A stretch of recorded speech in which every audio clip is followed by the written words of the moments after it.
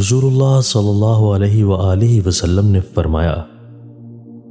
5 چیزیں ہر مسلمان پر اپنے بھائی کے لیے واجب ہیں: سلام کا جواب دینا، چھینکنے والے کا جواب دینا، دعوت قبول کرنا، مریض کی عیادت کرنا اور جنازے کے ساتھ جانا۔ نبی اکرم صلی اللہ علیہ وآلہ وسلم نے فرمایا، مسلمان کا بھائی ہے، وہ نہ خود اس پر ظلم کرتا ہے اور نہ اسے کسی ظالم کے حوالہ کرتا ہے۔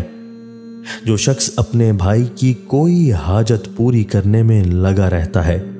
اللہ تعالیٰ اس کی حاجت کی تکمیل میں لگا رہتا ہے،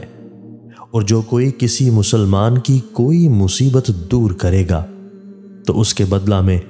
اللہ تعالیٰ قیامت کے دن اس کے مصائب و مشکلات میں سے اس سے کوئی مصیبت دور فرمائے گا، اور جو کوئی کسی مسلمان کی پردہ پوشی کرے گا تو قیامت کے دن اللہ تعالیٰ اس کی پردہ پوشی فرمائے گا۔ دوستو، اللہ تعالیٰ ہمیں ان احادیث مبارکہ پر عمل کرنے اور اپنی زندگیوں کو سنوارنے کی توفیق عطا فرمائے۔